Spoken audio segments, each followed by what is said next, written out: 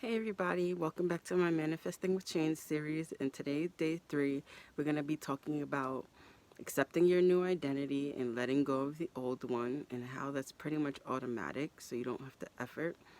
Also, the relationship with your thoughts, feelings, and reality itself, and your relationship with the past, present, and future, and just personal struggles, which is pretty much why I'm creating these videos, because that's really the things that I struggled with on my journey and still do. But I figure having an outlet to go through that growth process with you guys is the best way to, build a community and encourage people and show people that you don't have to have it all together, but it'll still come together in the end. So, your identity is not fixed. We've been taught to believe that who we are is how we have to be. You see it all the time with certain generations. They're stuck in their, we quote unquote, stuck in their ways, don't change, and they just accept that that's who they are. And I think that's why the people have such a big issue with manifesting change, is because they identify with this person for so long, this personality, and everybody's reflecting that back to them. But if you're not aware that you're creating this, and your own assumptions of yourselves are capable of changing things, you're going to feel like you just have to go with whatever you've always been doing, and you don't really have control over your habits. But that's not the case. And the thing about letting go is it's automatic. You don't have to try to do it. When you put your attention on something else, that's automatically assuming that you're releasing whatever it is, whether that be your thoughts, certain feelings about things, beliefs about reality. Like, when you automatically choose a new identity or start focusing on new assumptions in your life, it's automatically replacing the old. So you don't have to sit there and fight with other thoughts or limitations or beliefs.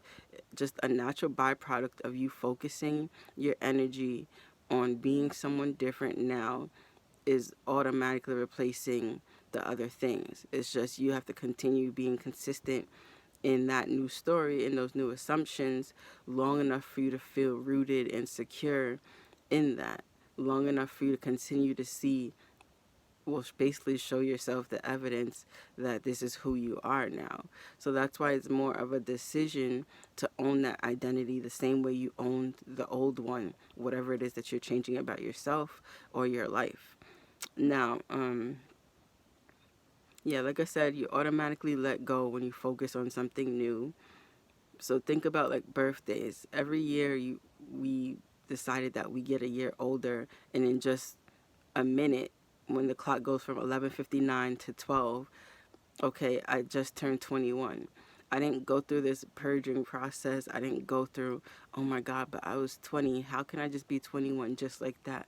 Like, change is literally that simple. You decide something else, and that's what it is now. Like, you can't go back and be like, oh, I'm 20 again, or I didn't turn 21. I mean, depending on the culture, they have birthdays differently, but you don't need a transition period. You just are 21 now.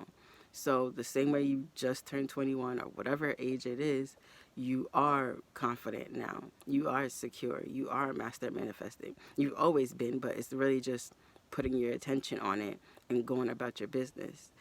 And reality will reflect that back to you. So, like I said, what changes is really your relationship to the outer world.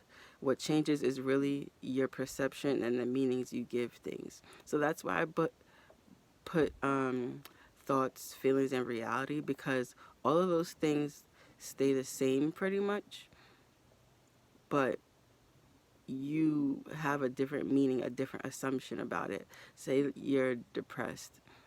Your thoughts, feelings, and reality feel hard for you. They make you sad. They make you feel reactive, out of control, like you can't do anything.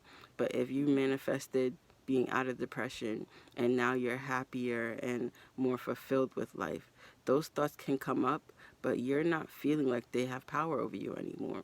You feel empowered enough to recognize, oh, I'm having an off day, but I'm not spiraling like I used to, or like I would have in a depressed state. Now I see those thoughts like, that's not who I am. I'm in control. I could decide to change my thoughts. I can be anything that I want to be, you know. Another example is being insecure and going to being secure or confident. You might start off as terrified of your thoughts, feelings, and circumstances. Like, there's no way out of this. Like, I don't even know what to do. I can't think of anything. And then when you're confident and secure, you can acknowledge and reassure yourself, like, you know, there is a way out of this. I can feel this. I can let it out. I can decompress and it'll pass. Like, overall, I know I'm good. I'm just having, you know, a bad day. Those things come and they go. But overall, I know things are better. Um, so it's just having that belief in yourself, and just you're not even giving those things a second thought. You're not giving it any energy because you're like, what does that thought have to do with who I really am? I know I'm secure. So a secure person doesn't even react the same way in the same process of a insecure person. So the next thing to talk about is past, present, and future. Time in itself is not even what we thought it was. I'm just going to say it's not real, in the sense that, like, we created that construct in order for us to gauge experiences and to, you know, process being in a human experience. But it has nothing to do with your manifestation. We might have been trained to believe that, and obviously in a reality where manifestation wasn't even an option, then of course we're just, like, you know, going with the rules of society that we've created for us to have that stability. But when it hinders you and becomes a limitation, that's when you start to change your relationship with it.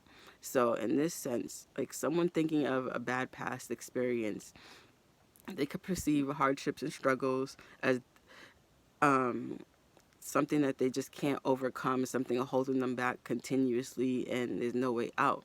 But someone in a more positive mindset could see those same struggles as empowering growth opportunities, moments that just help prepare them to have the strength and courage to be who they need to be today, or who they're going to be in the future. So it's just, instead of worrying and feeling disempowered, you have the mindset that, you know what, having gone through that, now I have the capacity to be emotionally aware, intelligent, resilient, and I can overcome this. I can just sit down with myself and be like, what's really bothering me? Or just decide how I like to react, instead of feeling sad and feeling like I can't do anything. So you could just say, like, okay, I know where I am now and I know where I'm heading, and that has nothing to do with what I've been through. And if it does, I'm going to say that it encouraged me and gave me strength and focus to be more clear about who I am and how I react in situations. Um, so you could define even the worst experience as something that gave you strength and perseverance, something, just a stepping stone, just leading to a brighter and brighter future. Or you could say, you know, this is who I am and I'm never going to get out of it. But why would you want to choose that way of looking at things? It comes a point where you get sick and tired of being sick and tired and dealing with time. The thing that I also want to mention is that when we have your understanding of reality, when you change your definition of that, meaning like you realize there are multiple infinite realities that exist, time in itself doesn't even take on the same meaning, because you're basically, every time you're changing into a different state or manifesting something, you're literally stepping into a different reality. So the past that this new you has is not the same one that you experienced. So you might have had struggles and things that kind of that you perceived led you to finding manifestation. But once you step into that empowered version of you that gets what you want, that version of you has always been empowered, has always gotten what you want. So that version of you had a completely different past.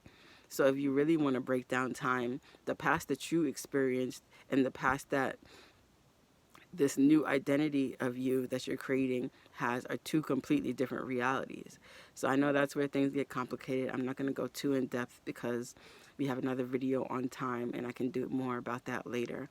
But it's just that's just showing you the different ways you can have relationships to time.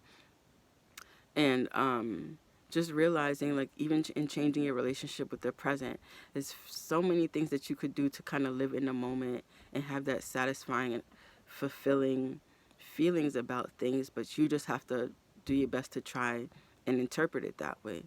So not just because you don't have what you want, it doesn't mean that things are always going to be that way. Like I said, sometimes it's just a transition period for some people to have it feel the most natural outcome. But you just have to be able to choose to focus on things in a more positive way, at least in the beginning, until it becomes something that feels more natural and normal to you, which it will. So my other thing is, if you're choosing to focus on the future, for example, you could have, instead of being dread or worrying, like, where is it, it's not going to happen, like projecting a negative outcome, project eager anticipation for things. You can be excited for something that hasn't happened yet, but still know it's happening. Think about buying tickets to a concert. Like, you know you're going, that you're not there yet, but you're excited, you're anticipating it, and you have that secure confidence that you're going. Think about planning a trip. You booked your tickets, you booked the hotel, you're not there yet, but you know you're going. So you can be on the way to something and be excited in anticipation for it, or you can have dread, worry, fear that it's not happening. You want to lean more towards that anticipation if you want to still believe in things in that linear way, in terms of, like, believing that there's a future event that hasn't happened yet, if that's your interpretation of things. But it's just being able to reassure yourself instead of having that longing feeling, that feeling of absence, like it's not working or it's not happening for you. So just knowing that it's unfolding versus there's no movement. That's really what I'm getting at. And that kind of concludes those bullet points. So, like, for me, I have been and still am kind of in my own transition period, because I felt confused about, like, accepting my identity, not realizing that I don't have to do the work of letting go. All I have to do is just keep selecting who I am. So, like, I kept feeling stuck, or assuming that I was stuck, and had the experiences of things feeling like they weren't changing, because I kept focusing on having that validation or looking outside myself. So, like, these are all things that we all do and become aware of, but then, like, it's like you have that uncomfortable comfort zone. Like, you're used to things not being well or being uneasy about things, but you gotta break out of that. And it's just like, you're not gonna get there by continuing to do the same thing. So I just felt like sharing and trying to encourage you guys, being honest about what helps me identify more and more with who I want to be. And obviously, I'm a work in progress. And when I start to manifest other things that I want, some things I will share, some things I'll keep to myself, just to, have that privacy. But I'm going to be straightforward that I'm still growing. And I just felt like, at least if this could reach at least one person, to help them see, like, it's okay to have those roller coaster moments. Just don't let them define you. Change your relationship to it, and things will start shifting as long as you stay consistent and keep up that, persistence in who you are now. I think that's where I want to conclude today's video, Manifesting Change series. And thank you guys for watching. And I'm going to try to be consistent. I got like 2 more days, or maybe 3. I have a couple more ideas that came to me. So I'm still trying to see how to wrap up the series. But I want to thank you guys for watching. Share, subscribe, support in any way you can, even with a like, just, to help me see who really is watching, or, enjoying this information. And thank you guys. I'll see you on the next video.